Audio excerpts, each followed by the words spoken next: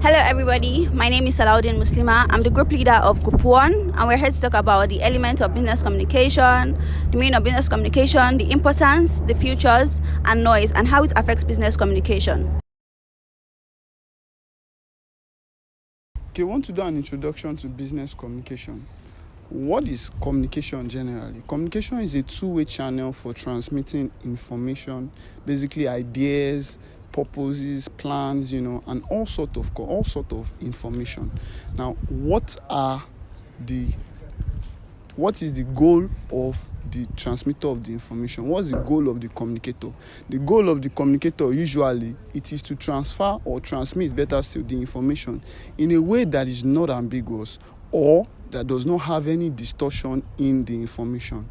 That's what we are trying to explain. That's what communication is. Now, what is business communication? Business communication is now this communication in a business setting, basically in buying and selling, law, finance, all sort of business-oriented settings. Do you understand? Maybe including, when you're trying to sell a good, when you're trying to buy a good, and all that. Okay, so I want to talk about now the features of business communication. Now, the features of business communication include the fact that it is practical. That means that what is being said is not ambiguous. It's not something you have to imagine, it's something you can see practically. Also, it is factual. That means there's no, you are expected, what you are saying, expected to have dates, expected to have time, expected to have factual information.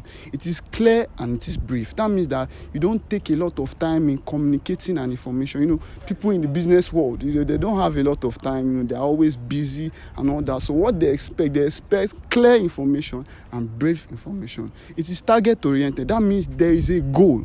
You can't just be communicating without a goal, just saying random things. No, what you are saying ought to have a goal. That means what are you trying to achieve with this information? And it is persuasive. A lot of the business world is about persuading others, trying to get them to, decide. Maybe you're trying to get somebody to buy a good, and then you try to persuade the person of the quality of the good and all that. So these are some of the features of business communication.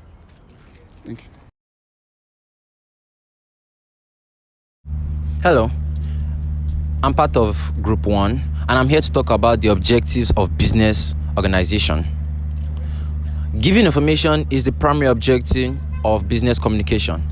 It is used to pass on the main objectives of the organization so that the staffs can put their resources together to achieve the goal. Other objectives entails motivation, persuasion, giving advices from the managers to the subordinates on how to improve and perform better at work. Also, training, which entails training of new staffs in the system, methods, and ways of the organization. Thank you. Processes involved in business communication starts with the sender's idea. This is the message that the sender wants to pass across to the receiver. The next step is encoding the message. This means writing down the message or putting the message in diagrams or charts that the receiver would receive. The next step is receiving the message. That's the receiver of the message receiving the message, basically. The next step is decoding the message. So the receiver has to then try to understand what the message that the sender is trying to pass across. And then the last step is feedback.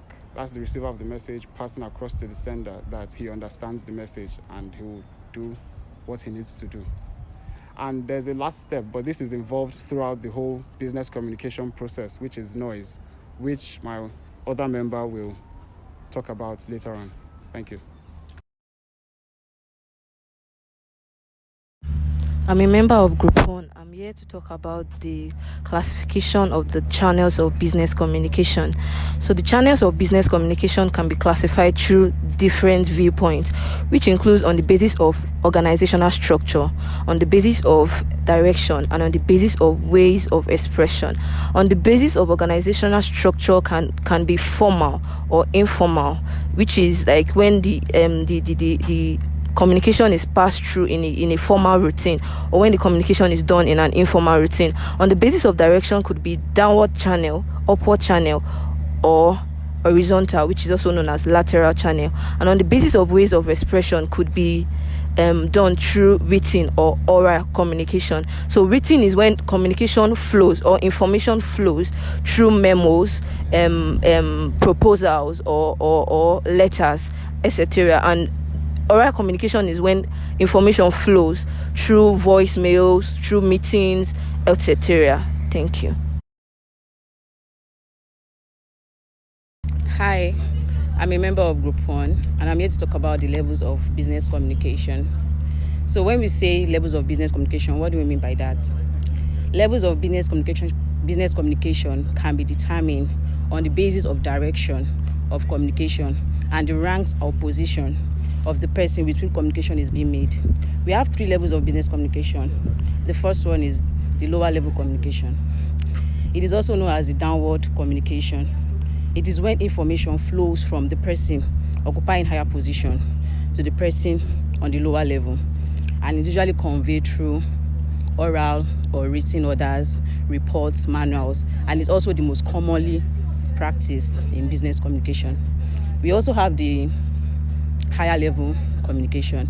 It's the process where communication flows from the subordinate to the superiors. That's like, let's say for example, like from the employees to the boss.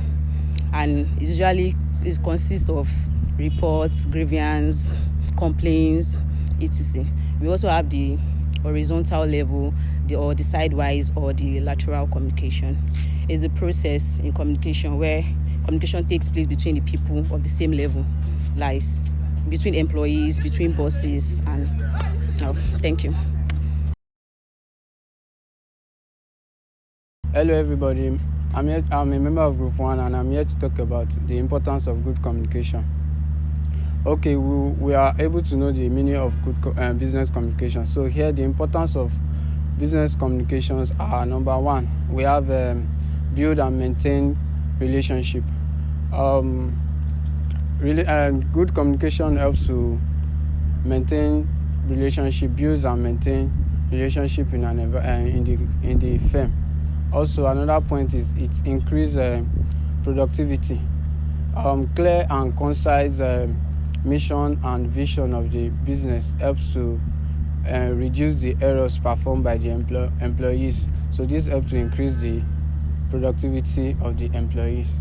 Another importance of good communication is it enhances decision making by the stakeholders. The stakeholders are able to make clear and concise decision in the companies when they are able to share their thoughts to the employees. So another importance of good communication is it improves customer services. Good communication helps to improve customer service in a firm. And then the next importance is it promotes innovations. Good communication, good business communications also help in innovations in the company. So the last importance of the business communication is it helps to manage conflicts. So good communication generally is very important in the business. Thank you.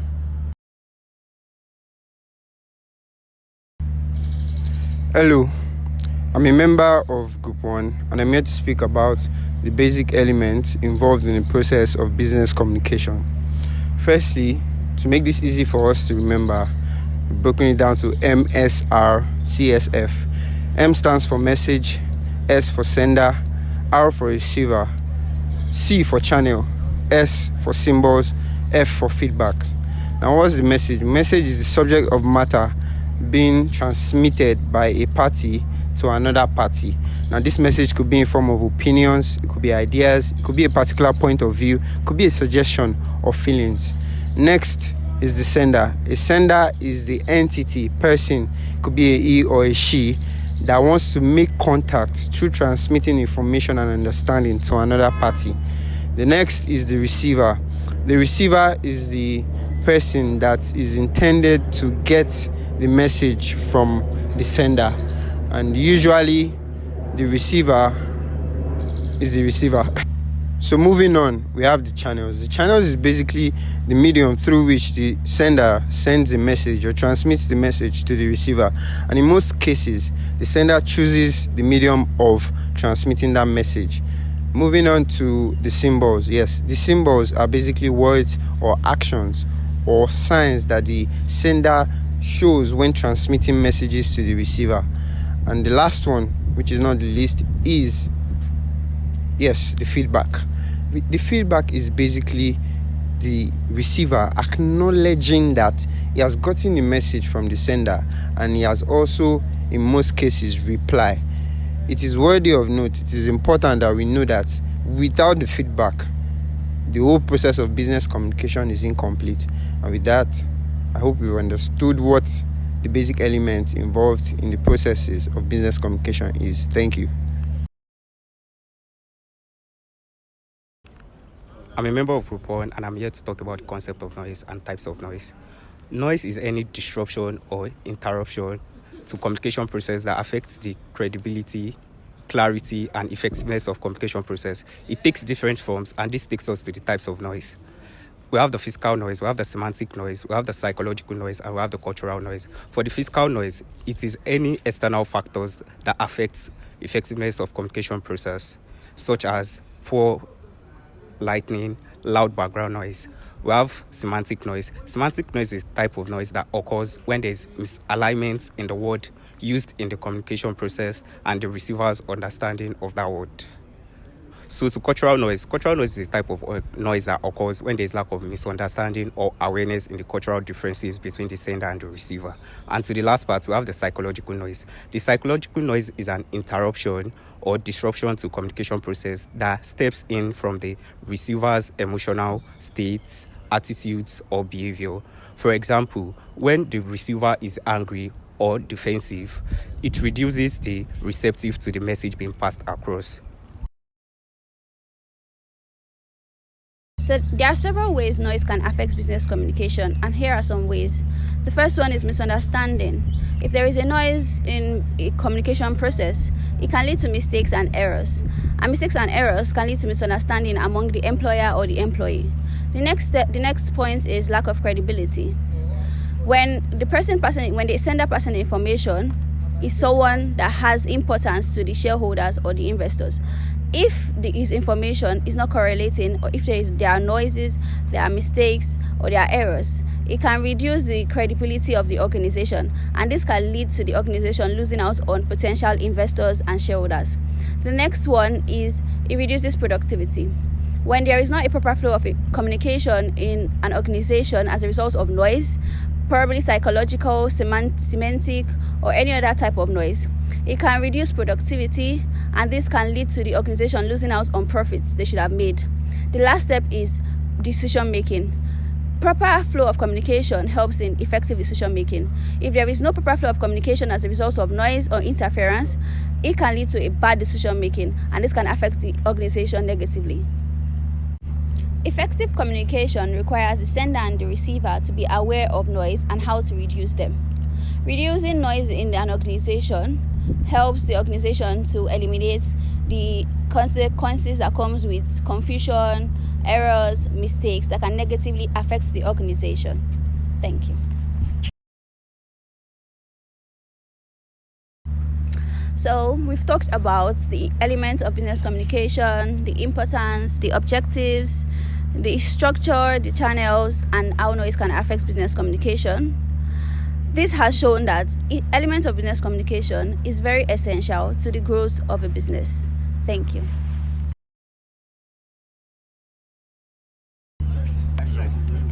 One take.